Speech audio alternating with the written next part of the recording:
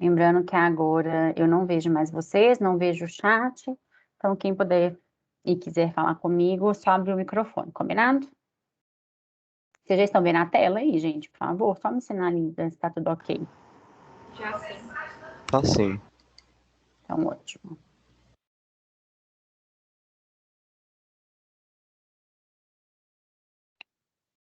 Então, possivelmente hoje é a nossa última aula, eu acho que a gente consegue acabar a matéria hoje, a nossa última aula de conteúdo, né? E aí, a lista de exercícios já está liberada, a partir da aula de hoje, vocês já conseguem fazer toda a lista. E aí, eu acho que eu vou deixar a aula de terça-feira como uma aula de dúvidas e para tirar dúvidas dos exercícios, para quem quiser. E também pode me mandar aqui no chat, tá? Como vocês fazem normalmente. E aí eu tirar a dúvida de vocês. Então, hoje a gente vai continuar dentro do nosso tópico de teoria de campo cristalino. Vamos falar de novo, né? Na aula passada a gente já falou um pouquinho, só que a gente interrompeu nos fatores que alteram os valores de DSDQ, que é o valor experimental para o desdobramento do campo cristalino. Vamos falar também hoje da energia de estabilização do campo cristalino para outras geometrias, que a gente não viu ainda, como a tetraédrica e a quadrática plana. E vamos falar das distorções dessas geometrias que são observadas também pela teoria do campo cristalino.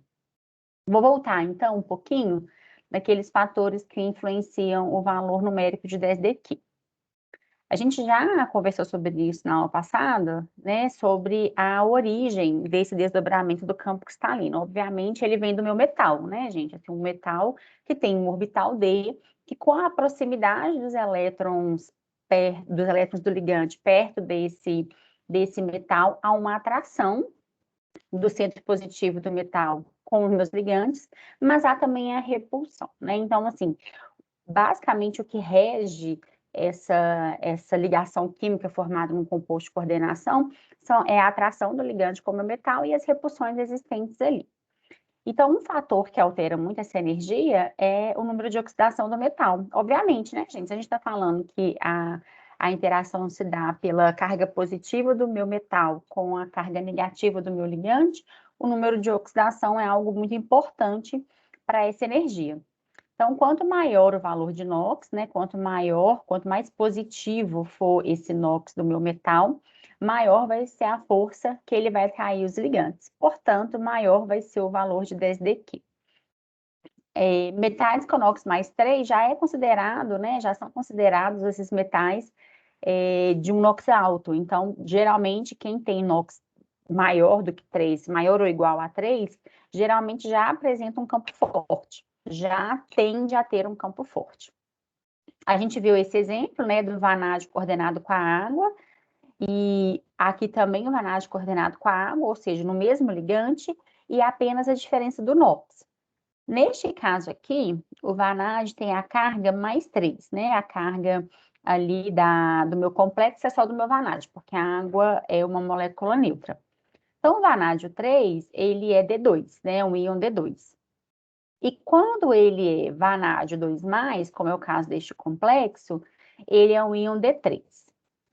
Como ele tem vanádio 3+, ele tem uma carga maior, o desdobramento do campo cristalino fica maior, porque altera o meu 10dq. Quando o vanádio tem lá a minha configuração 2+, o desdobramento do campo ele é menor. Então, aqui a gente tem um exemplo clássico de que apenas a variação do NOx já desdobra muito diferente o meu campo cristalino. E uma evidência macroscópica disso é a diferença na cor. A gente sabe que essa energia, vou até relembrar aqui para quem ainda não está com as fórmulas na cabeça, essa energia está diretamente relacionada com a frequência, e a frequência está correlacionado com o comprimento de onda através da velocidade da luz. Então, a energia nada mais é do que a constante de Planck vezes a velocidade da luz sobre o comprimento de onda. Então, o tanto de energia que tem nessa excitação de um elétron do T2G para EG me mostra a energia do meu campo cristalino. Então, a gente sabe que quanto maior o comprimento de onda, menor a energia e vice-versa. Então, aqui a gente vê pela coloração que a absorção na região do visível está diferente para esses dois complexos, mostrando, então, que o NOx do metal influencia, sim, no valor de 10 dQ. Lembrando que essa cor está relacionada com a roda de cor, que está relacionando, então, os comprimentos de onda com a energia. Outro fator é a simetria do campo. Em o mesmo metal, né, quanto maior o número de ligantes, mais forte é o campo, porque mais simétrico é o meu campo, né? Então, quanto mais ligantes, maior a tendência de ter um maior valor de 10 dQ. Isso aqui é um ponto muito importante para a aula de hoje, que a gente vai ver um campo tetraédrico, né, e um campo quadrático plano. Então, isso aqui é um ponto muito importante para a gente. Olha, o 10 dQ de um campo octaédrico é quase o dobro do 10 dQ de um campo tetraédrico, né? Lembrando que um campo octaédrico tem um número de coordenação igual a 6, enquanto um tetraédrico tem um número de coordenação igual a 4. Obviamente, quando a gente está comparando o mesmo ligante e o mesmo metal, né? Porque quando a gente está variando tudo, e aí cada caso é um caso. Mas quando a gente está falando de um mesmo metal e de um mesmo ligante, o valor de 10 dQ é quase que o dobro do valor de um campo de 10 dQ de um campo tetraédrico. Lembrem disso. Daqui a pouco a gente vai conversar um pouco sobre os campos tetraédricos. O período do metal também influencia muito no valor de 10 dQ, quanto mais para baixo na tabela periódica, ou seja, quanto maior o número quântico principal preenchido daquele metal, maior vai ser o meu valor de 10 dQ. Então, quanto mais para baixo ali na tabela, maior a tendência a gente tem de ter um desdobramento do campo maior. Então, menos importante é a natureza do ligante, né? A gente sabe, a gente já viu na aula passada, que ligantes diferentes desdobram o campo em extensões diferentes. E aí a gente viu que esses ligantes foram ordenados através de uma série que é chamada de série espectroquímica, e essa série espectroquímica prevê a força desses ligantes. Quanto mais para a esquerda aqui da minha série, mais fraco é o meu ligante, mais fraco então é o meu campo, e quanto mais para o canto direito aqui, mais forte é o meu campo. Então, ali tem CO, cianeto, a gente já conversou sobre isso, né? Alguém lembra por que o CO e o CN, por exemplo, são ligantes de campo muito forte? Por que eles se ligam rapidamente ao metal e estabilizam muito o meu sistema? Alguém lembra? A gente conversou isso em alguma aula passada aí, não, acho que foi na aula retrasada. Eu acho que era por conta do par de elétrons livres do carbono. Exatamente.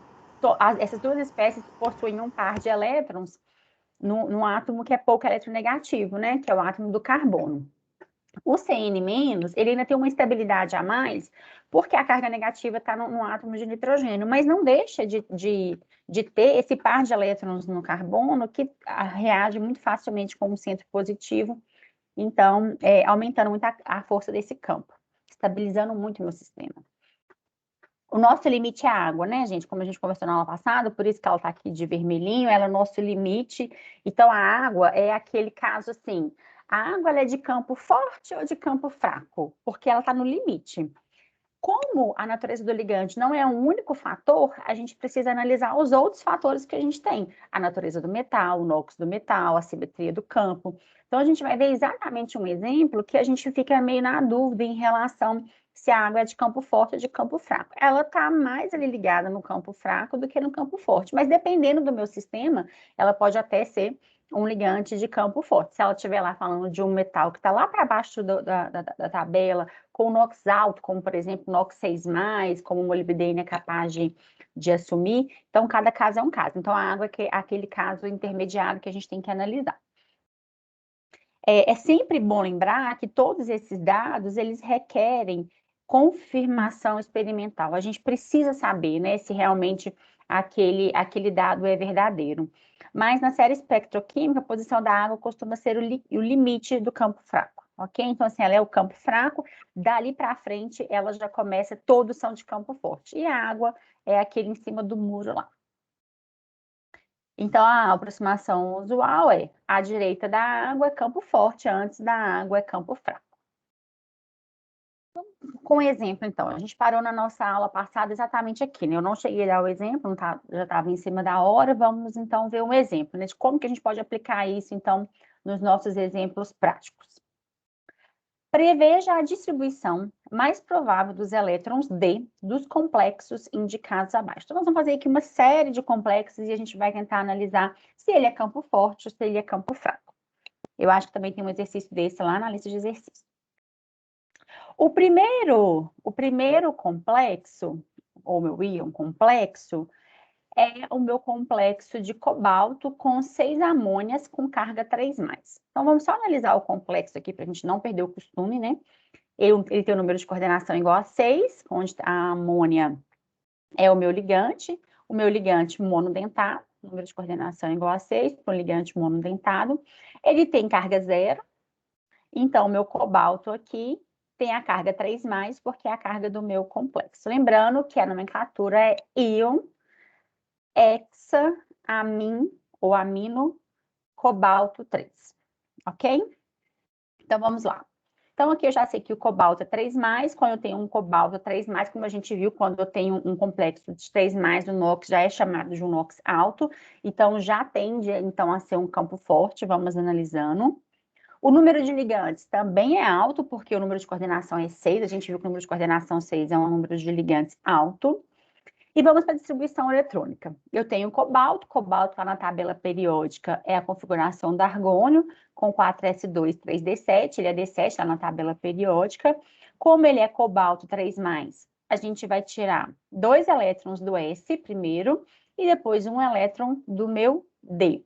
A gente fica muito atento com isso, tá? Eu vejo muito aluno errando um diagrama de energia de TCC, porque não sabe onde é elétron de valência.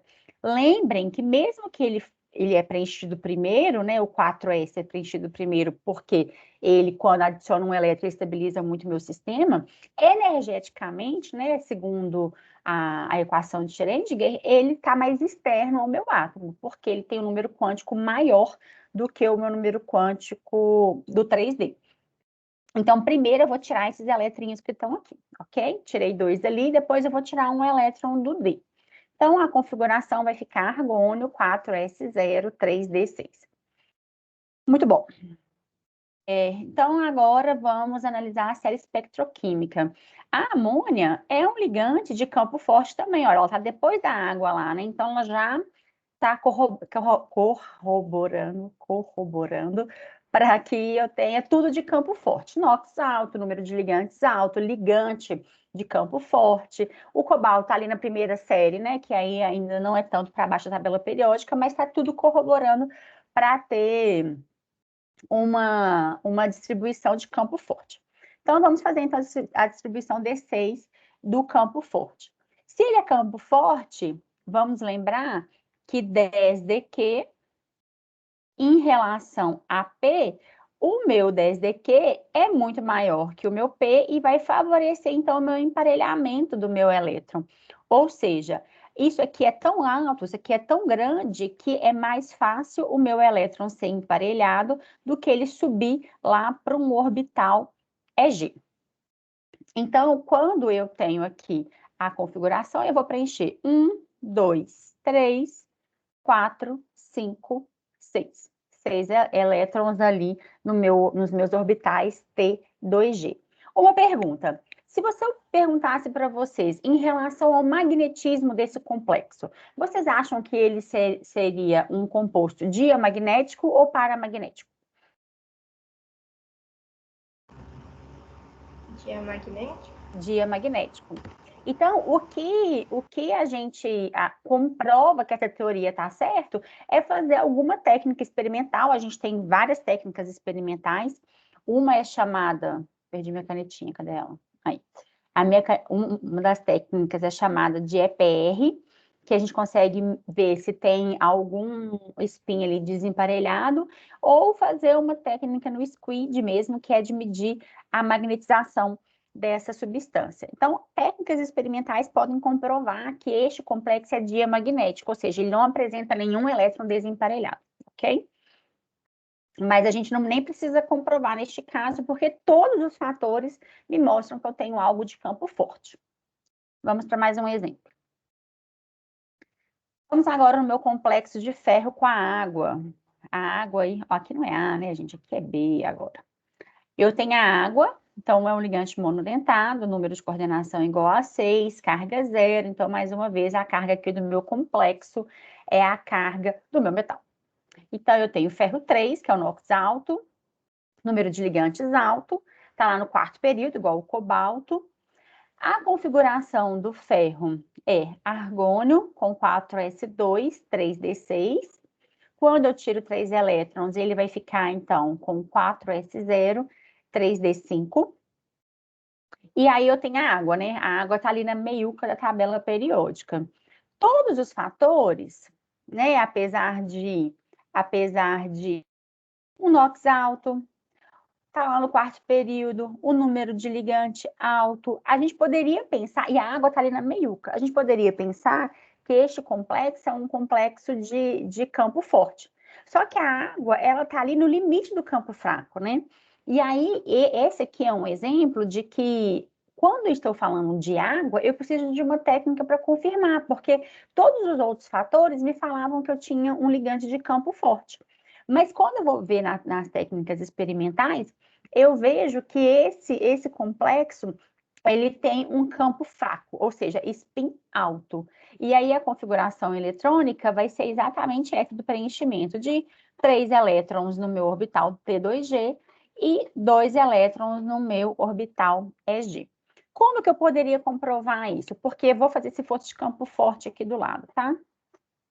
1, 2, 1, 2, 3. T2G aqui embaixo, EG ali em cima.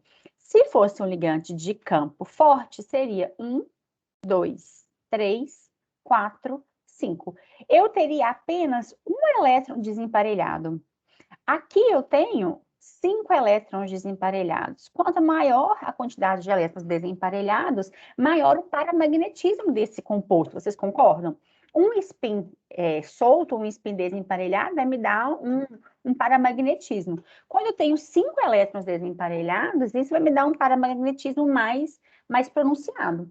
Então, as técnicas nos mostram que este complexo, ele tem, na extensão, se alguém já teve a oportunidade de abrir a lista, a gente fala muito isso, né?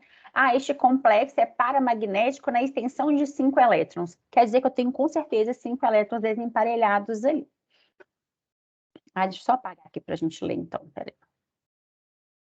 Porque senão vai ficar difícil de ler o que eu coloquei. Mas o que eu li, o que eu coloquei ali escrito, é só para ficar gravado, é em relação às técnicas experimentais que a gente precisa comprovar essa questão da água. Vou botar na caneta. A dúvida se um complexo é formado com todos os elétrons desemparelhados ou não, ela é pertinente, pois a água é o limite entre o campo fraco e o campo forte. Então, a observação experimental por EPR, que eu acabei de falar com vocês, que é a ressonância de elétron paramagnético, indica, neste caso, que a água atua como ligante de campo fraco, e os elétrons ficam todos desemparelhados, ou seja, nenhuma estabilização devido à presença do campo cristalino. Uma coisa importante que a gente tem que conversar é o seguinte: na dúvida, vai ter que ter uma informação. Vocês vão observar isso na lista de exercício. Quando é um caso crítico, por exemplo, a gente está ali no limite, o ligante é de campo muito forte, mas o meu metal tem um NOx muito baixo, está lá para cima da tabela periódica, o número de coordenação baixo. Quando a gente não tem a certeza se o campo forte ou o campo fraco, eu preciso de uma informação a mais, e ela é dada. Tá? A gente não é obrigada a tirar isso do sovaco porque a gente está achando que é alguma coisa. Eu preciso ter uma técnica experimental. E isso é até um defeito da teoria do campo cristalino. Muitas das vezes eu preciso de ter um dado experimental para validar a minha ideia. Mas é uma teoria muito bem aceita.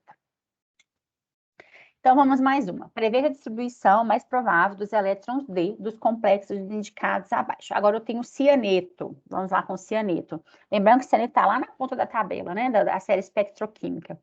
O cianeto é um ligante monodentado. Então, aqui o número de coordenação é igual a 6. Ele é carregado com uma carga negativa. Então, aqui eu tenho 6 cargas negativas. E aí sobra, então, aqui fora 3 cargas negativas. Então, o meu ferro, para totalizar 3 cargas negativas lá fora, tem que ter 3 cargas positivas. Então, de novo, eu estou falando do ferro 3. Então, o ferro 3 tem um NOx alto, o número de ligantes é alto, ele está lá no quarto período, vamos fazer a distribuição. O ferro 3 a gente acabou de fazer, né? Então, ele é 4S0, 3D5. Vamos analisar o cianeto. O cianeto está lá na ponta, então, da minha tabela. Então, tudo está me indicando que eu tenho um ligante de campo forte, porque eu tenho número de coordenação alto, NOx alto, número de ligante alto. Que beleza, hein? O que será que meus vizinhos estão arrumando? Estão escutando, gente? Vamos lá, né? Força na peruca. Então, tudo está me indicando que este meu complexo é um complexo de campo forte. Todos os meus pontos me indicam que ele é um ligante de campo forte. Então, vai ficar aquela distribuição que eu acabei de mostrar para vocês. Deixa eu só fazer uma consideração aqui, para a gente já começar a correlacionar com o meu íon livre. 1, 2, 3, 4, 5. Este é o meu íon livre, né? E este aqui é o meu íon lá como ele veio no meu átomo. 1, 2, 3, 1, 2, 3, 4, 5, né? Ficaria exatamente isso. 1, 2, 3, 4, 5. Vamos ver quanto que é a energia de estabilização do campo cristalino neste caso. Neste caso, eu tenho aqui só componente de 4dQs, né? Só tenho o elétron aqui embaixo favorecendo o meu 4dQs. Então, eu vou ter 1, 2, 3, 4, 5 elétrons dentro dos meus orbitais T2G, que estabilizam ali de 4dQs cada um, mas agora eu tenho que considerar duas energias de emparelhamento, porque dois elétrons foram emparelhados aqui. E sempre essa comparação tem que ser dada pelo meu elétron livre, com o meu elétron no meu metal livre. Aqui eu não tenho nenhuma energia de emparelhamento, então essa energia se mantém aqui. Se eu parto de um átomo, um íon, né, que tem já um elétron emparelhado, ele tem que ser desconsiderado ali. Então, teoricamente, eu tenho aqui menos 5 vezes 4, 20dQ, mais 2Ps. Eu pedi um exercício assim, né, gente? Um exercício eu falo assim, calcule o valor teórico em relação a 10dQ para cada complexo. Eu quero que você me faça isso aqui, tá? Porque não tem valor, então é só achar em termos de 10dQ. Neste caso aqui, com certeza 10dQ é muito maior do que emparelhamento, porque é um ligante de campo forte, ok? Ou seja, vai estabilizar o meu complexo sendo um complexo de campo forte. Muito bem. Agora, a gente vai falar um pouco dos nossos complexos tetraédricos, né? Os complexos tetraédricos diferem muito dos compostos octaédricos no geral. E nós vamos ver o que ocorre com o campo cristalino na presença de um complexo tetraédrico. Então, o desdobramento desse campo cristalino, né, dos orbitais D de um complexo, ele é totalmente diferente de um complexo octaédrico. Para começar, eu tenho um número de ligante menor repelindo os orbitais desse. A gente acabou de ver lá atrás que o número de ligantes, né, a simetria do meu campo, interfere muito no 10dQ. Então, aqui eu já tenho o primeiro indício que o meu desdobramento do meu campo cristalino vai ser muito diferente lá do meu octaédrico. E o que é o mais importante aqui para a gente é que a direção dos ligantes, eles não estão na direção de nenhum orbital. Vamos ver isso de uma maneira prática. Aqui está meu tetraedro, né? Eu tenho aqui um tetraedro com meu centro metálico ali no eixo, no centro dos meus eixos. E aí eu tenho, então, aqui a distância desses ligantes no ângulo aí de aproximadamente 108, 109 graus. A gente vê que esses 4 ligantes, eles estão fora dos eixos. Nenhum deles está voltado para um eixo. E isso, então, vai mudar a interação orbital do meu metal com o meu ligante. Vamos analisar, então, caso por caso. Vamos começar com aqueles que estão lá no meu eixo Z, tá? Que são esses dois primeiros aqui. Esses dois primeiros são os orbitais DZ2 e meu orbital destes dois menos Y2. Vamos lembrar que o meu DZ2, ele tem ali sobre o meu eixo Z um orbital enorme, né? Um orbital enorme. Esse orbital, tá? Eu vou tentar desenhar aqui, depois eu apago, tá? Ele tá justamente aqui, olha, gente. Ele tá justamente aqui. Esse orbital, ele tá muito longe dos orbitais, dos ligantes que vão coordenar com o meu centro metálico. Aqui também eu tenho dentro do meu eixo XY o meu orbital D, X2 menos Y2, que está sobre os eixos XY, que também está muito longe desses elétrons dos meus ligantes. Então, a gente fala que a repulsão elétron-ligante e elétron do orbital D é muito pequena, porque está muito distante. Agora, quando eu vou comparar com esse, lembrando que esses são os meus orbitais EG, né, gente? Que é o inverso do meu orbital EG para o meu octaedro, porque esses orbitais estão lá justamente junto com o ligante. Aqui, já nos meus orbitais T2G, eu tenho uma outra situação. Aqui os meus orbitais, vamos lembrar que o DXY, DYZ e DXZ, eles estão na bissetriz de um eixo. Quando ele está na bissetriz de um eixo, aqui perto está um par de elétrons, né? Está um orbital do meu ligante. Ele não toca, né? Diferente lá do meu octaedro, que eu tenho um ligante de frente para o meu orbital, aqui ele está próximo, mas ele não toca o meu orbital. Então, a gente fala que essa sobreposição ela é fraca dos orbitais, né? Isso aqui vai ter uma repulsão? Vai ter uma repulsão, mas bem menor do que lá dos octaedros e bem menor do que o meu T2G, do meu EG, desculpa. Então, aqui a gente vê que há uma inversão, né? E, de fato, quando eu olho para o meu diagrama, a gente vai ver que ele vai ser invertido.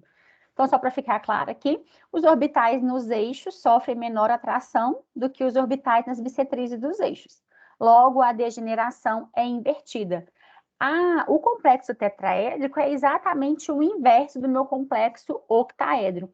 Os meus orbitais T2Gs vão subir, porque agora eles estão com maior repulsão, porque agora eles vão ter maior repulsão do que os meus orbitais octaedros. E os meus orbitais EGs, que é DZ2 e DX2 menos Y2, eles vão descer. Então, também há uma inversão dos valores, né, gente? Então, aqui para baixo agora vão ser estabilizados 6 DQs e daqui para cima vão ser estabilizados 4 DQs cada elétron. Aqui tem uma representação que eu gosto muito de todos os orbitais Ds e meu campo tetraedro. Eu tenho aqui os meus ligantes em azulzinho, e aí eu tenho meus orbitais. Percebam que aqueles que estão nas bissetrizes, de fato, são aqueles que mais se aproximam do meu orbital. E agora, aqueles que estão no eixo estão muito distantes. Então, diminuiu a repulsão, abaixou muito a energia, então estabilizou invertido. Então, não tem erro. Complexo octaédrico, T2G embaixo, EG em cima. Tetraédrico, há uma inversão desse diagrama, ok? Então, aqui tem a inversão do meu EG com T2G e a estabilização de 6 DQs para baixo e 4 DQs para cima. É exatamente o inverso do meu octaedro. Uma coisa importante é que os complexos tetraédricos são todos de spin alto. A energia de desdobramento do campo nunca ela é grande o suficiente para superar o emparelhamento de spin. Como eu disse para vocês, este desdobramento aqui é menor. Por que é menor, gente? Menor número de ligantes, né? A gente viu que quanto menor o número de ligantes, menor o valor de 10DQ. É um dos fatores que alteram 10DQ. Como isso aqui é bem pequenininho, este desdobramento é muito pequenininho, não existe evidência de nenhum complexo que seja de campo forte para os tetraedros. Lembrem sempre disso. Toda vez que eu estiver falando de um tetraedro, eu vou estar falando de um complexo que ele é spin alto, ok? Só para a gente comparar aqui, nós vamos pegar um diagrama de um complexo octaedro e um diagrama de um complexo tetraédrico. Então, a gente tem a inversão, como eu disse, né? Os orbitais T2Gs aqui no octaedro está embaixo, lá no meu tetraedro está em cima. Como o número de ligantes altera o valor de 10dq, essa diferença aqui, ela é menor. Notoriamente, a gente vê que o meu gráfico, ele é menor, né, gente? Ele está desdobrando menos aquele campo. E pela força, pela simetria do meu campo. Vamos supor que eu tenha um complexo de configuração, que o metal tem a configuração D2. Se ele tem a configuração D2, ele vai ter essa representação, né? 2 elétrons ali no T2G. E aí, quando é no tetraedro, é a mesma coisa. 2 elétrons ali embaixo, só que agora o número é G. Vamos calcular a energia, a energia de estabilização do campo cristalino e fazer uma comparação. Aqui eu tenho 2 elétrons na parte de baixo aqui do T2G, cada um estabilizando com 4 dQs. Então, a minha energia de estabilização do campo cristalino é menos 8 dQ. Então, favorece ali a complexação com o octaedro. Quando a gente vai ali para o meu tetraedro, a gente vai calcular e agora a gente sabe que cada um aqui de baixo estabiliza com 6 dQs. Então, cada um, 2 vezes 6, vai estabilizar o todo menos 12 dQs. Quando eu olho para isso, eu falo, ai, Raquel, quando eu olho para essa situação, dá a impressão que o meu campo tetraédrico vai ser mais estável, porque está estabilizando 12 dQs, enquanto que o meu octaedro está estabilizando só 8 dQs. Mas quando a gente vai para as contas, a gente tem que lembrar que o valor de 10 dQ do octaédrico, ele é diferente do meu valor de 10 dQ do tetraedro. O valor de 10 dQ, gente, é o valor dessa energia. Notoriamente, a gente vê que esse valor aqui, ele é maior. Lá atrás, eu falei com vocês que, geralmente, o valor de 10 dQ de um campo octaédrico é quase o dobro de um tetraedro. E o valor exato o valor de 10 dQ de tetraédrico, ele é 4 nonos do valor de 10 dQ de um octaedro. Então, é bem menor, realmente, o desdobramento do campo cristalino. Então, vamos fazer umas contas aqui. 10 dQ do campo tetraédrico vale 4 nonos do 10 dQ de um campo octaédrico. Se o meu campo tetraédrico estabilizou 12 dQs, quanto que isso é em relação ao octaédrico? X, regra de 3 básica. E isso vai dar uma diferença de 5,3 10 dQs de um campo octaédrico. Quando eu comparo isso com isso, eu vejo que o meu octaédrico é muito maior. Então, geralmente, quando eu estou comparando um campo octaédrico com um campo tetraédrico, o meu complexo vai tender a formar um complexo octaedro, porque ele estabiliza muito mais do que um tetra. Então, no geral, as coordenações de número de coordenação igual a 6, elas são mais favorecidas porque aumenta a simetria do campo, favorece muito, e porque o valor aí mostra que, de fato, ela compensa mais do que um tetraedro. Então, vamos sistematizar isso em relação ao tetraedro. A coordenação tetraédrica, ela não é esperada se complexos octaedros ou quadrados planos forem favorecidos. Vamos lembrar, gente, que isso é uma estequiometria, né? Assim, se eu quero tender a formar um complexo tetraedro, a minha estequiometria tem que ser bem exata para não tender a formar um complexo octaedro. Mas, no geral, vamos supor, eu coloco lá 1 mol de ferro, vou supor, com 4 mols de cianeto. A ideia é que 6 cianetos vão se coordenar um ferro e um vai ficar coordenado, porque eles tendem a formar o número máximo de coordenação. Então, o tetraedro ele é favorecido quando a energia do campo cristalino é zero. Ou seja, são complexos de não metais, né? Os complexos ali, por exemplo, formados por enxofre, são aqueles complexos que não têm um metal ali participando. Ou metais típicos. O que são metais típicos? São metais que não são compostos de transição.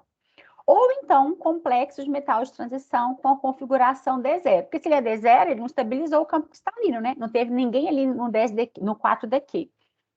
D5 spin alto. Por que D5 spin alto? Eu não falei disso até o momento, mas vamos calcular aqui rapidamente.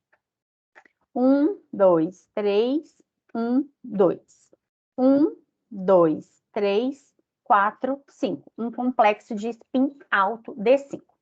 A energia de estabilização do campo cristalino vai ser 3 vezes menos 4 DQs, porque tem 3 elétrons ali no T2Gs, mais 2 vezes a energia de 6 DQs.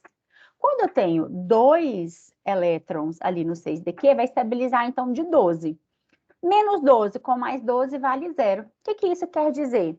Quer dizer que o desdobramento não é favorecido. Complexos D5 não são favorecidos pelo meu campo octaédrico, porque a energia de estabilização vale zero. E isso é a mesma coisa também para complexos D10, né? Quando tem complexos D10, eu vou ter 1, 2, 3, 4, 5, 6, 7, 8, 9, 10. É a mesma coisa. Aqui, ao invés de ter 3, aqui vão ser 6, e aqui vai ser 4, que também vai dar zero.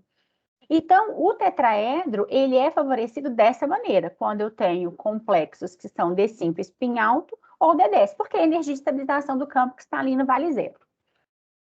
Ou seja, não está favorecendo a formação daquele complexo octaedro. Então, ele tende a formar um tetraedro. Ou então de não metais ou metais típicos. Raquel, desculpa Oi. interromper, é uma pergunta que eu tenho, aproveitando. É porque na lista 6 teve um exercício que falava justamente de geometria e aí tinha um complexo de níquel ligado a 4 COs. E aí, no caso, tinha que explicar por que ele era tetraédrico. Aí, no caso, a explicação para isso seria basicamente essa parte do campo cristalino? Pode ser uma justificativa. A gente pode justificar pela teoria do campo cristalino.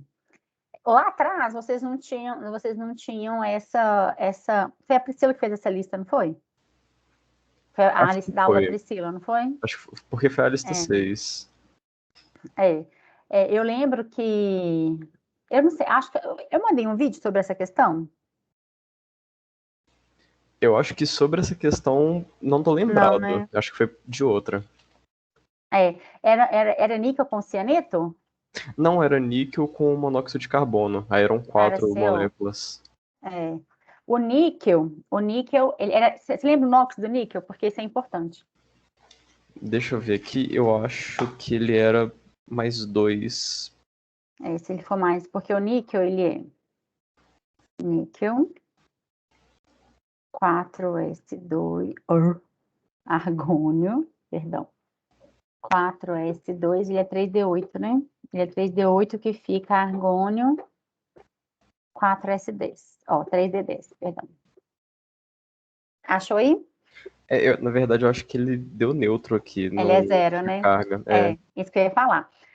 A explicação é essa, porque, e outra coisa, quando a gente vê um complexo neutro, assim, ó, eram 4, né? A gente vê muito isso com monóxido de carbono, tá? O campo é muito forte, aí estabiliza muito o meu sistema, que tem retrodoação. Isso vocês vão ver um pouco mais para frente, tá? Em elementos metálicos. Que eu já posso até adiantar para vocês, que é mais ou menos assim. O níquel está aqui, tem um orbital vazio. Vem o meu CO, faz uma ligação. Só que aqui tem um orbital, e o níquel também ele é pequeno, ele tem um orbital preenchido. Aqui o meu carbono está doando a densidade eletrônica para o níquel. E aqui o meu. Peraí, isso, perdão, é aqui. Aqui tem um. Aqui é vazio, desculpa. Aqui tem um orbital vazio e aqui tem um orbital cheio. Esse orbital, ele vai doar a densidade eletrônica para esse. Estabiliza muito o meu sistema. Isso é chamado de retrodoação. Então, quando eu tenho uma monóxido de carbono, é muito comum a gente ver metais de inox zero aqui. E aí, quando ele tem metal de inox zero, ele pode ter alguma situação em relação à sua distribuição eletrônica. Ele aqui, neste caso, ele é D10. Se ele é D10, ele favorece ser tetraédrico, tá vendo? Essa é a explicação mais correta. Essa pergunta não tinha que estar na outra lista, né, gente? Eu nem sei o que a Priscila colocou na justificativa. O que vocês colocaram como justificativa, vocês lembram? Eu tinha colocado do tamanho do níquel, acho que é do raio atômico dele em comparação com o monóxido de carbono. Acho que foi alguma coisa do tipo. Seria uma explicação viável se a gente tivesse ligantes muito volumosos, tá, gente? Porque olha só, o monóxido de carbono é bem pequenininho. Aqui tá falando comigo, é o Brian? É, Brian? É sim. Ah, então É tá. porque tinha falhado aqui, perdão. Não, sem problema. Porque, geralmente, Brian, o monóxido de carbono, ele é bem pequenininho, né? Ele é um átomo de carbono com um átomo de oxigênio. Geralmente, o tamanho dele, ele não interfere muito na geometria. Ligantes muito grandes, né? Ligantes polidentados, com cadeias orgânicas muito grandes, eles sim interferem na geometria. A gente vai falar sobre isso daqui a pouquinho. Eles, pelo impedimento estérico dele, eles não deixam os 6 ligantes chegarem e acaba favorecendo um número de coordenação igual a 4. Neste caso, não é o caso, tá? Neste caso, é só o meu níquel CRD10, níquel 0 CD10, e D10 favorece uma coordenação tetraédrica, porque a energia do campo cristalino do octaédrico é zero, tá? Agora, deixa eu ver o que a Priscila colocou lá na... E se ela discutiu com vocês isso na aula, que eu também agora não estou lembrada, eu tenho que puxar aqui da minha memória, porque se ela não tiver discutido isso, a gente não tinha que estar na outra lista. Aí eu posso até cancelar essa questão. Aí eu redistribuo os pontos de acordo com o que está correto, tá? Beleza. Obrigado, Raquel. De nada. Alguns exemplos, então, por exemplo, BF4- é um complexo, né, formado por um ácido de Lewis como a base de Lewis, mas não é com um composto de coordenação. O alumínio é um metal típico, né? O manganês não. O manganês, ele já é um metal de coordenação, um composto de coordenação, formado por um metal de transição. Então, ou ele está na configuração D0, D5 espinho alto ou D10. E aqui também eu tenho o meu cloreto, o meu tetracloro ferro 3, ferrato, né? Ferrato 3, e aqui o meu complexo com zinco também. Então, o que a gente tem que lembrar? Quando ele é tetraedro, geralmente são aqueles metais típicos ou não metais, ou D0, D5, espinho alto ou D10. Uma coisa que eu acabei de conversar com o Brian é sobre isso. Por outro lado, a geometria, ela propicia uma repulsão mínima ligante-ligante, né? Eu tenho ali o maior ângulo que eu posso ter dentro de um número de coordenação 4. Então, quando eu tenho ligantes muito grandes, mesmo que eles não tenham essa configuração, ele pode favorecer uma geometria tetraédrica. E a alta carga negativa também favorece uma geometria tetraédrica.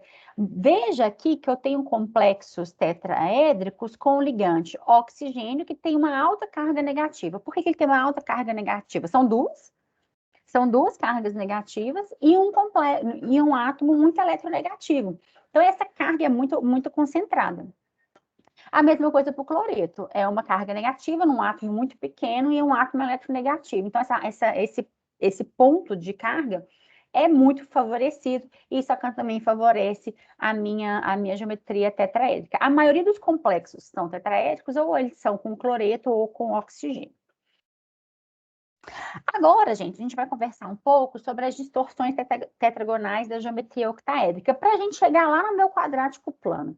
A gente vai conversar um pouco agora sobre o que acontece de verdade dentro dos meus complexos, porque realmente é um pouco diferente da teoria real, né? Da teoria teórica mesmo, né? Não experimental. Quando a distância metal-ligante, segundo o eixo Z, é diferente, e isso pode acontecer, a gente fala que o complexo ele sofre uma distorção. E isso vai ser chamado de distorção tetragonal da geometria octaédrica. Por quê? A geometria octaédrica, ela é exatamente isso aqui. Meus 6 ligantes, sendo 4, eles estão num plano, e aí eu tenho um ligante para cima e um ligante para baixo. Essa aqui é a minha geometria octaédrica perfeita. Todos os ângulos de ligações são idênticos, porque eu tenho aqui um ângulo de 90 graus aqui entre estes ligantes, e aqui no meu plano a mesma coisa.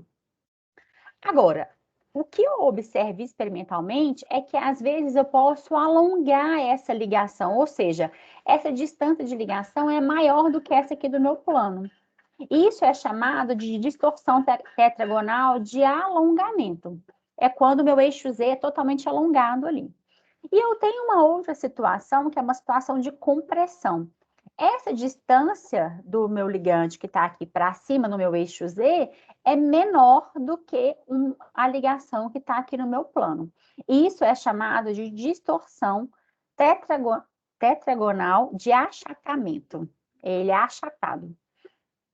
Aqui, então, eu tenho o meu complexo perfeito, né, onde essas ligações são idênticas, na ordem aí de ppm, mas, de picômetro, não ppm não, picômetro, na ordem de picômetro e idênticas. E só que algumas situações me mostram que eu tenho um alongamento ou um achatamento. Então, nós vamos conversar agora sobre isso. Se a gente está falando de eixos, de alongamento, de achatamento, a gente tem que falar de interação orbitalar de novo. Só um fato importante, deixa eu apagar aqui embaixo, senão vocês não conseguem ler depois no vídeo. Ah, que beleza. Tá tudo muito bom. Uma coisa importante é que, obviamente, essas distorções, elas não são favorecidas, né? Pois elas diminuem a energia da ligação metal-ligante. Porém, em alguns casos, quando ela acaba ocasionando um desdobramento secundário de orbital D, pode resultar uma energia de estabilização a mais. Então, vamos voltar. O mais estável seria um octaedro perfeito. Quando alonga ou quando achata, causa uma distorção ali no meu campo e isso não é favorecido. Mas, dependendo da minha interação, do número de elétrons que tem nesse orbital D, isso pode estabilizar. É o que a gente vai ver aqui agora. A gente vai começar falando de um efeito que é muito conhecido como efeito Ian-Teller. Não é Jean, tá, gente? É Ian-Teller. É com J, mas o nome dele é Ian. Ian-Teller. O teorema de Ian-Teller, ele fala o seguinte: quando eu tenho orbitais degenerados, ou seja, orbitais de mesma energia, eles não podem ser ocupados desigualmente, porque isso causa uma distorção no meu sistema. Por um exemplo, eu tenho meu orbital EG lá em cima, lá no meu campo octaedro. Se ele está preenchido assim, segundo o Ian-Teller, isso não é favorável energeticamente. Então, isso vai causar um efeito de distorção. Ou, por exemplo, quando eu tenho... Isso aqui é um preenchimento igual, né? Ele fala que esse preenchimento é o ideal, porque ele está igual em orbitais degenerados. Quando eu tenho isso aqui, por exemplo, ele já distorce meu campo, porque ele está, de alguma maneira, desestabilizado. Então, Ian Teller fala isso, o teorema de Ian Teller fala isso. Orbitais degenerados não podem ser ocupados desigualmente, porque isso causa alguma distorção, uma distorção no meu sistema. Para evitar essa configuração eletrônica desfavorável, as moléculas, então, vão distorcer para fazer com que esses orbitais não sejam mais degenerados, ou seja, ele vai criar uma situação ali no meu orbital para que ele não seja mais de mesma energia. Então, assim, favorece o meu sistema. Então, vamos ver o que a gente está conversando sobre isso, né? Então, aqui eu tenho um sistema de alongamento no eixo Z. Olha lá, eu afastei os meus ligantes do meu eixo Z, ok? Se eu estou falando de eixo, estou falando de orbital, vamos analisar os orbitais. Vamos supor, então, que esses ligantes estejam mais afastados. Lá no meu eixo Z, vamos retomar os orbitais de novo. Lá no meu eixo Z, eu tenho este orbital, que é o meu DZ2, que está em cima do eixo, né, gente? Ele está exatamente aqui em cima do eixo. Esse ligante interagindo diretamente com esse orbital. Lembra que exatamente isso causa uma repulsão muito grande e sobe meu orbital lá para cima, formando, então, meu orbital EG. Aqui eu tenho meu orbital destes 2 menos Y2. Ele também está sobre os eixos, né? Só que agora, este orbital, esse ligante sendo afastado ou não faz importância tão grande para o meu orbital destes 2 menos Y2, porque está ali afastando no eixo Z, eu estou aqui no meu eixo XY, eu não estou sendo afastado. Ou seja, eu agora estou tendo uma diferença de energia. O que antes, lá no octaedro perfeito, isso era igual, porque eu estava considerando aqui estes orbitais sendo superpostos, e aqui não mexeu em nada, porque eu continuo no meu plano. Aqui, então, eu vou ter uma distorção. Este orbital vai ter energia diferente. Então, a interação eletrostática entre os ligantes do DX2 menos Y2 e DZ2 já não vai ser mais a mesma, só para dificultar a nossa vida, né? Agora eu vou ter uma diferenciação dentro dos meus orbitais EGs. Lembrando que, se eu estou afastando ele aqui do meu orbital, ou seja, se ele está sendo distanciado do meu orbital, a repulsão está diminuindo. Se a repulsão está diminuindo, eu vou ser estabilizada. Vamos ver o outro caso, dos meus orbitais T2G. T2G, eu tenho a situação dos meus orbitais nas bissetrizes dos meus eixos. Então, vamos analisar um por um. DXY não tem nenhum orbital sobre o meu eixo Z. Se não tem nenhum orbital sobre o meu eixo Z, ele aqui não é afetado, né? Ele não é afetado, porque no eixo Z não está acontecendo nada com esses orbitais. O DXY, o DXZ, agora eu vou ter. Eu acho que aqui está errado, né? Peraí, DY. Ah, eu que li errado, desculpa, diz que é DXY, né? Esse é DXZ. Já o meu DXZ, eu tenho no meu eixo Z, eu tenho esse orbital. Então, ele está interagindo de forma diferente com o meu orbital do que aqui. Aqui o meu eixo Z, se ele está afastado ou se ele não está afastado, não faz diferença nenhuma. A mesma coisa do meu DYZ. O meu DYZ, ele tem uma contribuição no meu eixo Z que vai ser afetado com esse afastamento do meu orbital Z. Então, de novo, a interação eletrostática entre os ligantes DXZ e YZ já não vai ser mais a mesma do que o meu orbital DXY. Agora, é importante pensar que o efeito Ian Teller, ele ocorre só sobre os orbitais Z. Só sobre os orbitais Z, então só os orbitais que estão relacionados com o eixo Z vão sofrer algum tipo de interação. Vamos ver como que vai ficar isso, né?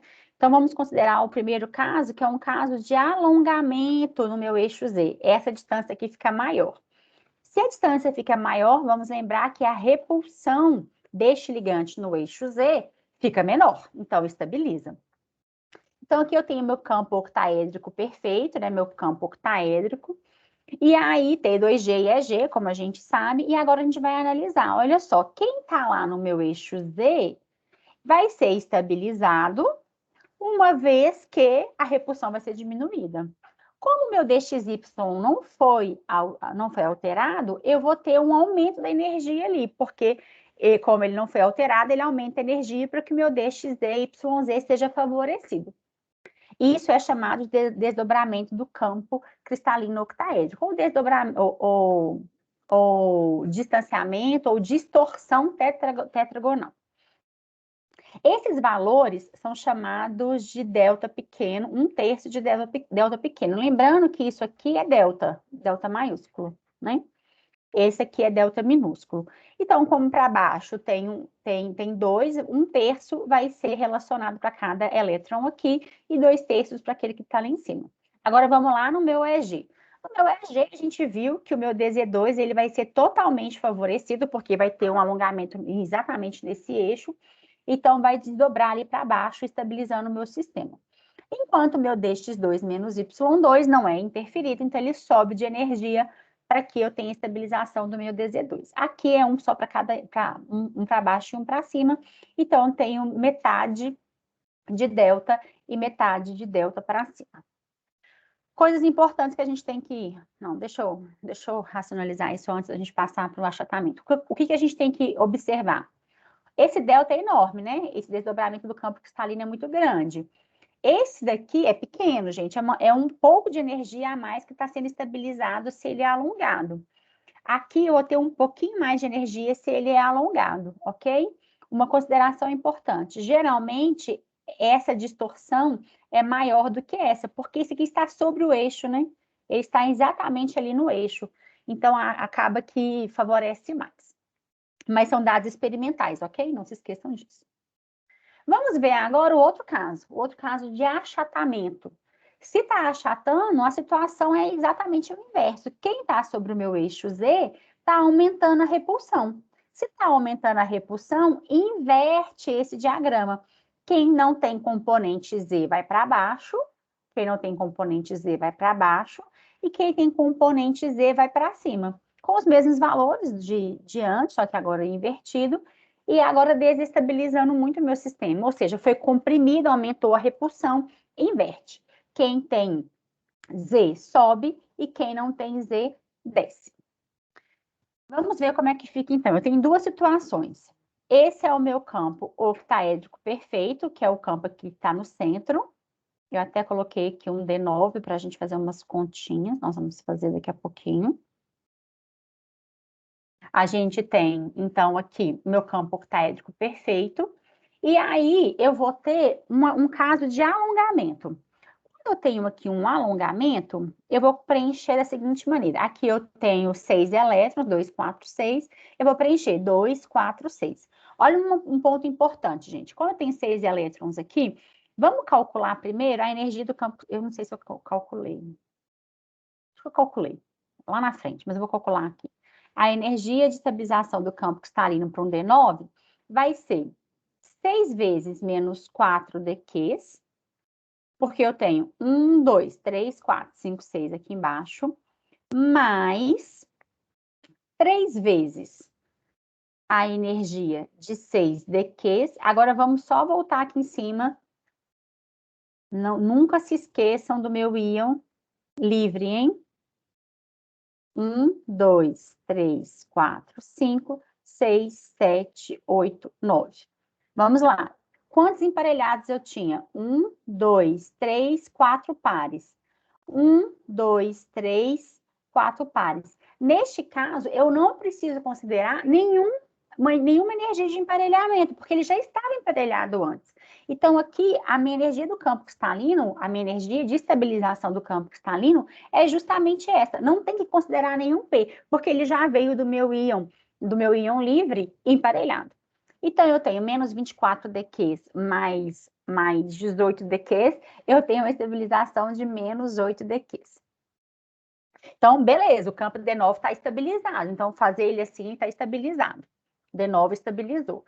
Agora, se eu tiver um alongamento, vamos considerar. Então, eu já vou considerar aqui o meu alongamento, para esse lado daqui, a energia de estabilização do campo cristalino, eu vou copiar, menos 8 dQs. Isso aí não muda, né? Porque ele foi estabilizado. Agora, eu vou ter somado aqui 1, 2, 3, 4. 4 vezes 1/3 de sigma. Mais 2 vezes... Raquel, desculpa. Oi. É só porque eu acho que é menos 6 daqui. Porque vai dar menos 24 mais 18.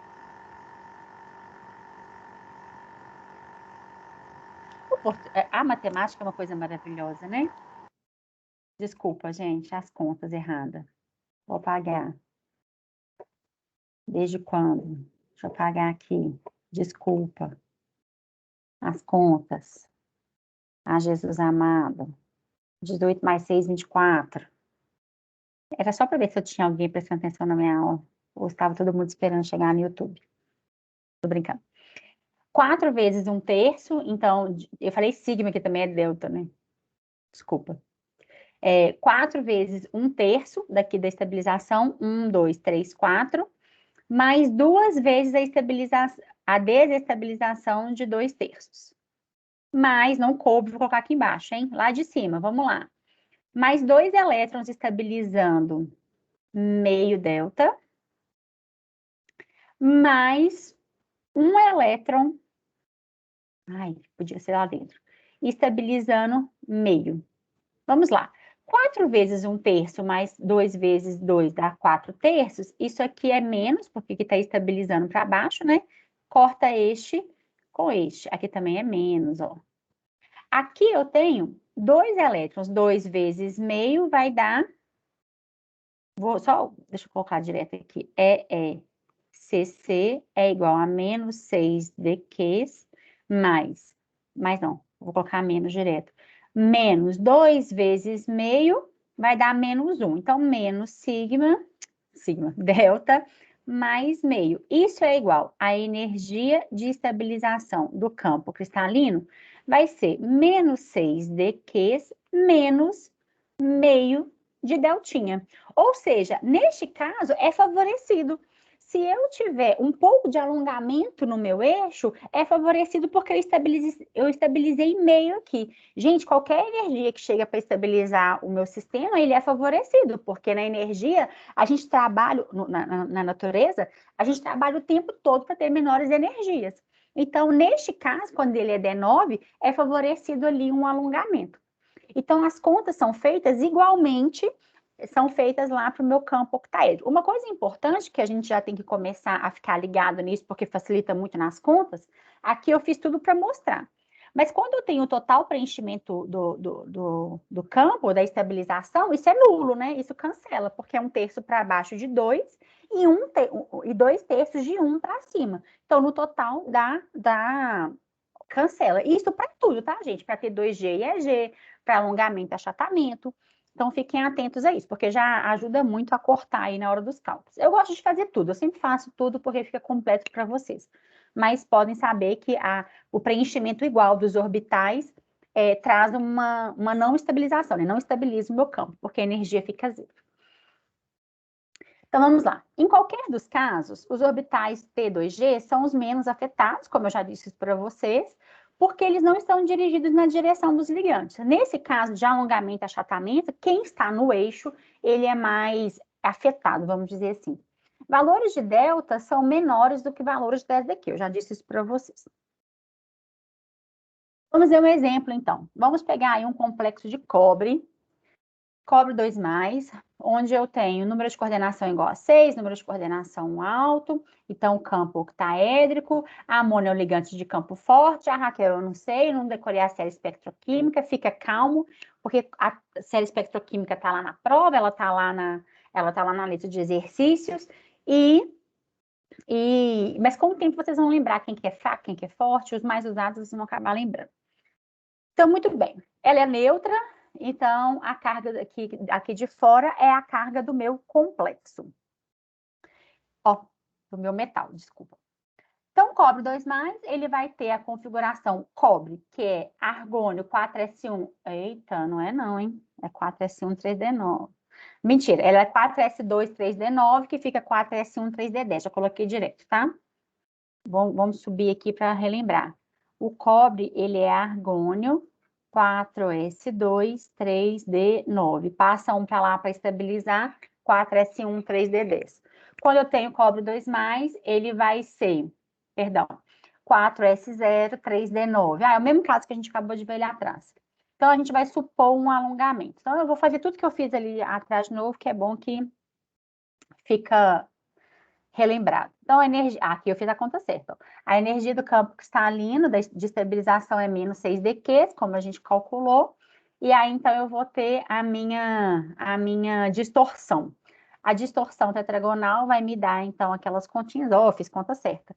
Que vai dar menos 6 dQ, menos meio de delta. Uma coisa importante é que medidas de raio-x comprovam isso. No raio-x, a gente vê que a gente tem 4 ligações da amônia, aqui eu coloquei ppm de novo, a gente é picômetro, tá? A 207 picômetros do cobre 2+. E duas ligações com a amônia a 262. Olha só, tem um alongamento considerável, né? 60 picômetros mais ou menos de cobre, de distância ali do meu cobre. Então, esses dados, eles são comprovados por medidas de raio-x, por exemplo. Por que que isso acontece, então? Porque, segundo Ian Teller, olha só, eu vou considerar aqui embaixo, tá? Aqui embaixo, os elétrons de mesma energia estão preenchidos igualmente. Então, segundo Ian Teller, isso está ok. Se são degenerados, estão preenchidos igualmente, e isso não causa nenhuma distorção.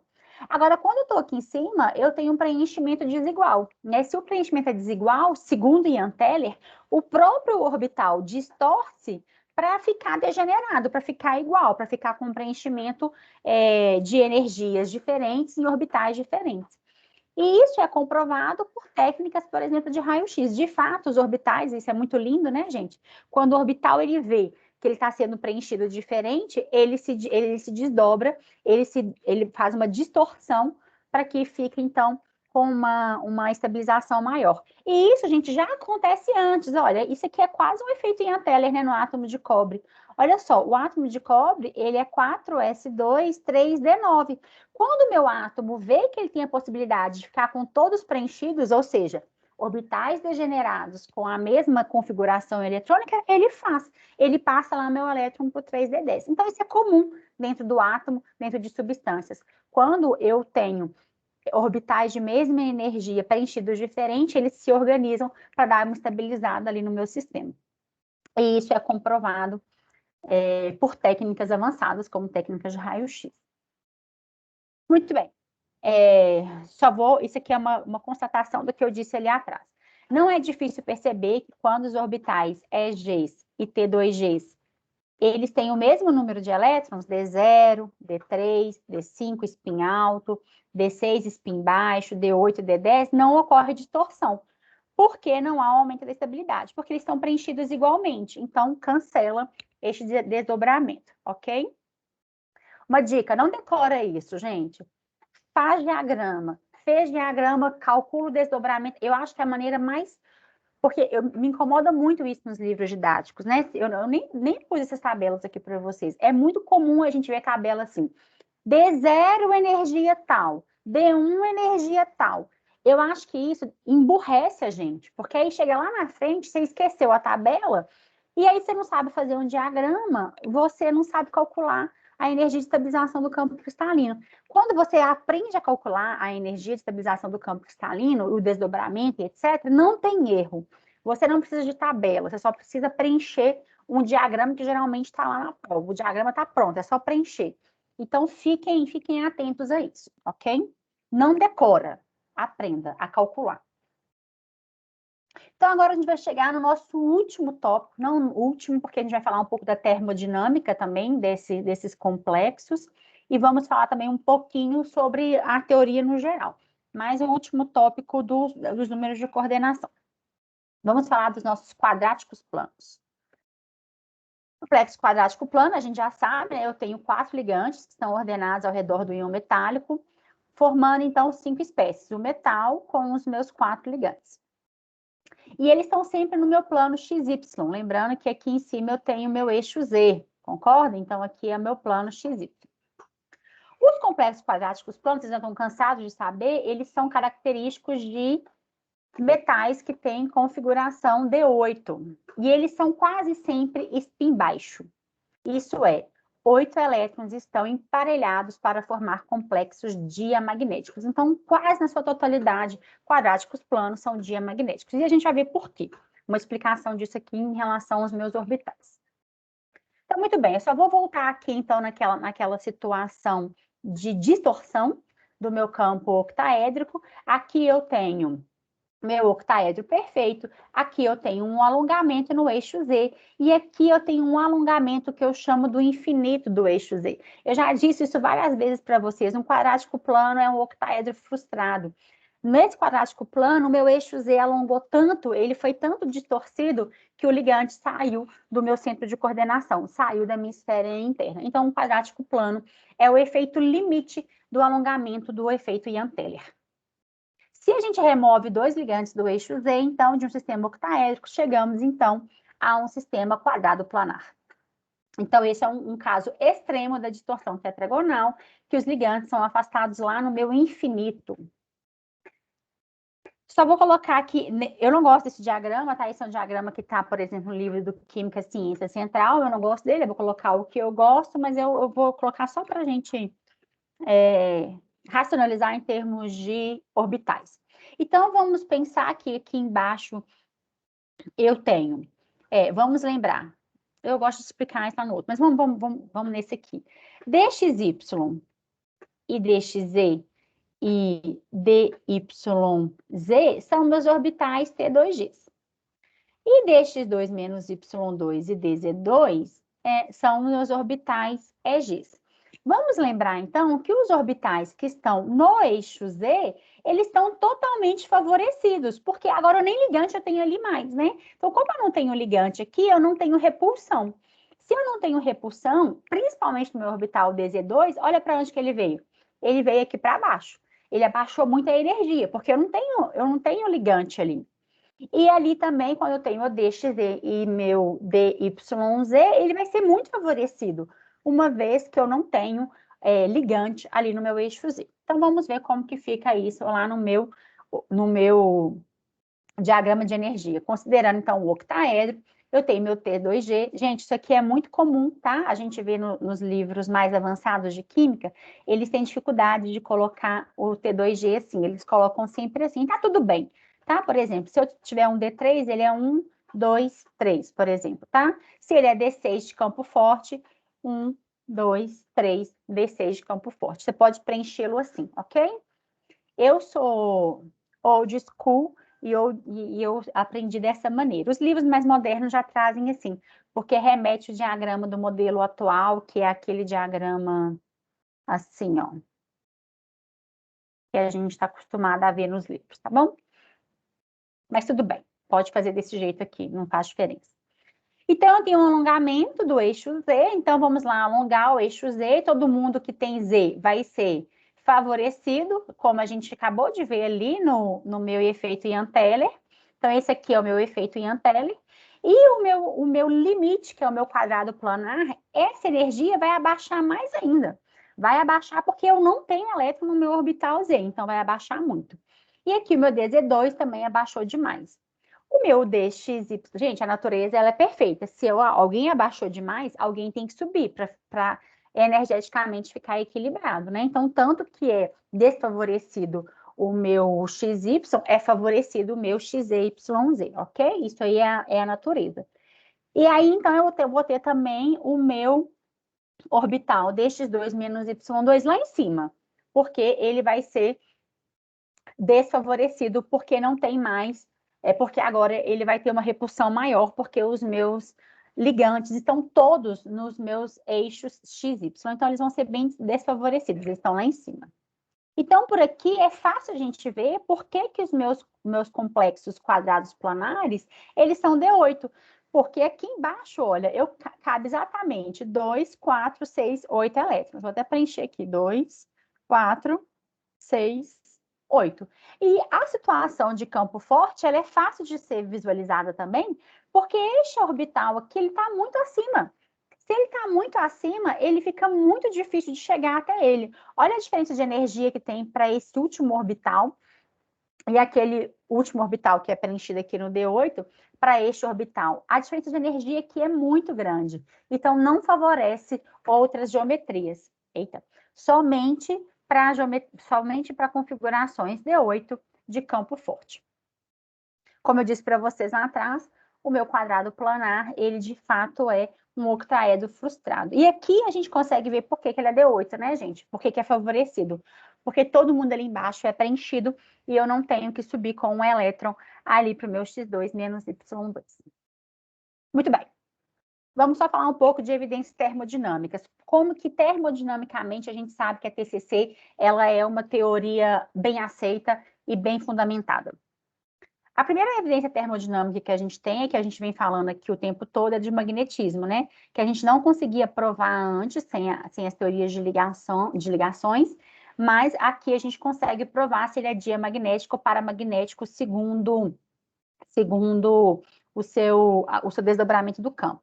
Um que eu não coloquei aqui, que eu esqueci, é a cor, né, gente? A gente consegue corroborar a cor observada com a cor que a gente vê daquela transição dB. Então, é uma evidência termodinâmica que a teoria do campo cristalino é um conceito bem aceito aí para a gente. Outra coisa que corrobora com a teoria do campo cristalino são os efeitos experimentais do Ian Teller. De fato, a gente consegue comprovar que Ian Teller estava certo, porque o campo foi alongado ou achatado, e a gente prova isso com raio-x e etc. Agora, uma coisa importante que eu quero mostrar para vocês é porque a estabilidade termodinâmica de número de oxidação alto, ela é comprovada até mesmo em situações corriqueiras. Por exemplo, cobalto 3+, para ele ser reduzido a cobalto 2+, isso é desfavorecido, né? Geralmente a gente está numa atmosfera oxidante, o cobalto 3+, ele geralmente é mais estável que o cobalto 2+, e eu vou mostrar para vocês pela TCC como que isso é verdade. Cobalto 3+, geralmente é D6 de spin baixo, campo forte, como a gente viu lá atrás, e o cobalto 2+, geralmente é D7 de spin alto.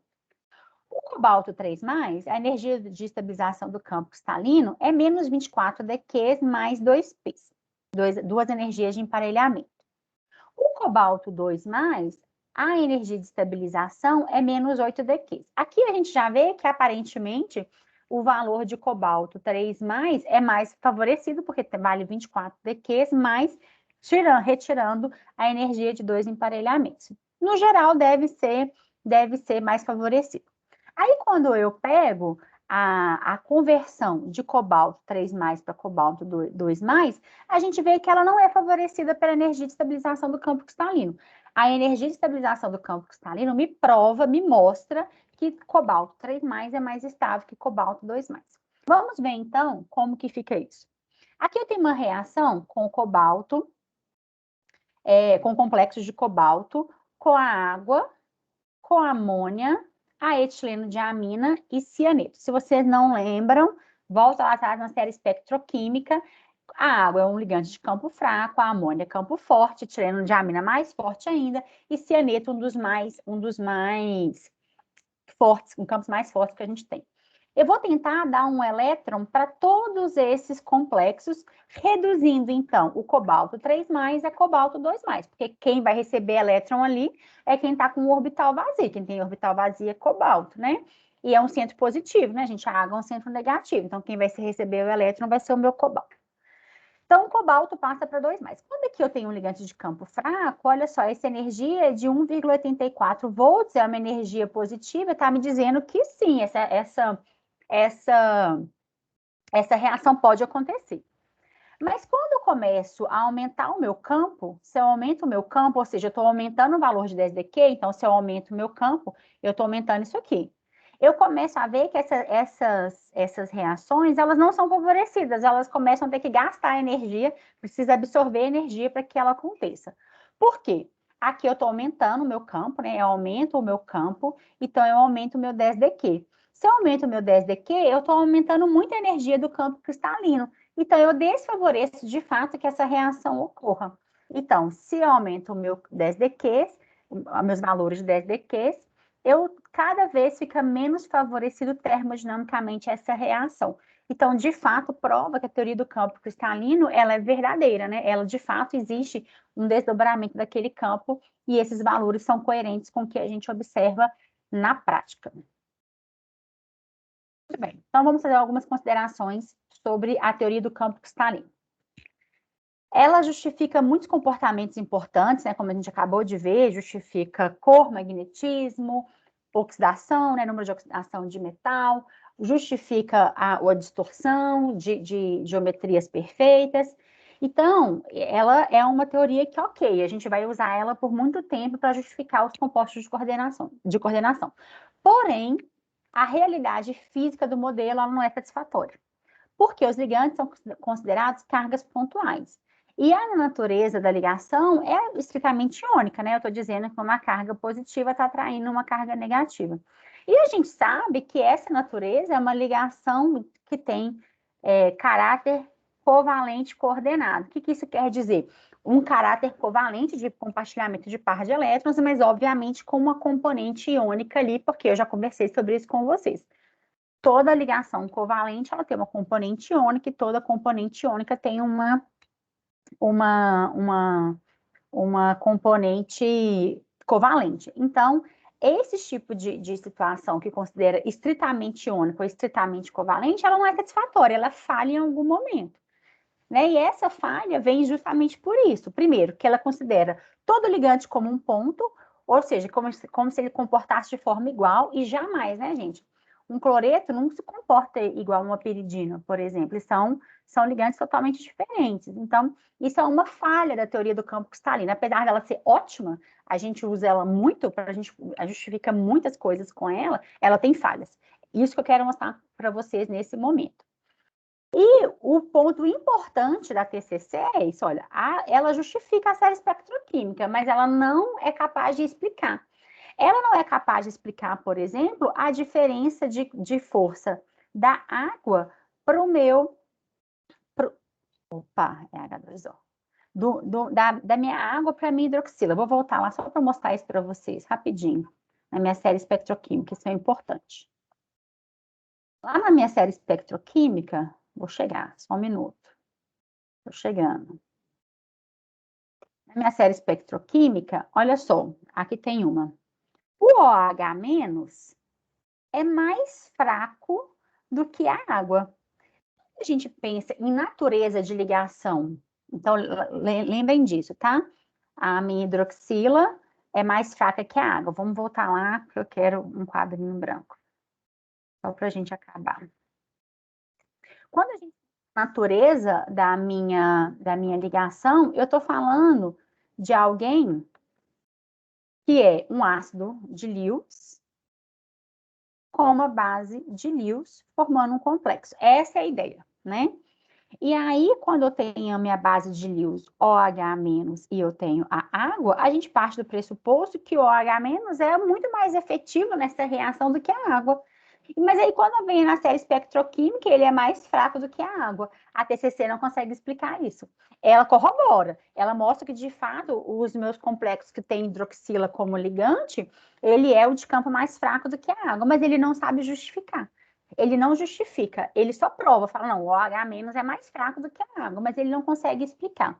E aí, de fato, a gente precisa de uma nova teoria para tentar justificar essa série espectroquímica, que a gente vai para a teoria do orbital molecular. Mas a teoria do orbital molecular, ela é gigantesca. Ela tem uma disciplina só para ela, que é a disciplina de elementos metálicos, que é a próxima disciplina que vocês vão fazer. A disciplina de elementos metálicos, ela pega basicamente a teoria do orbital molecular para justificar essas coisas que a gente não consegue, para a gente ver as nossas espectroscopia, para a gente ver nossas tabelas de caracteres, que são muito baseadas na teoria do orbital molecular. Então, a gente para a nossa disciplina aqui.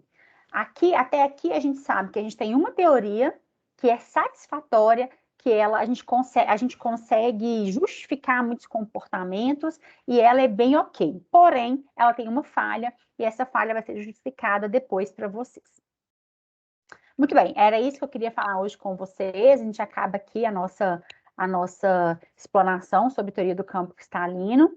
E vocês têm uma lista de exercícios já que vai unir todos esses conceitos. Tem efeito Ian-Teller, tem quadrado planar, tem campo forte, campo fraco, spin alto e spin baixo. E aí a gente volta na próxima aula tirando dúvidas desses exercícios. Ok, gente? Beleza, Raquel, obrigado.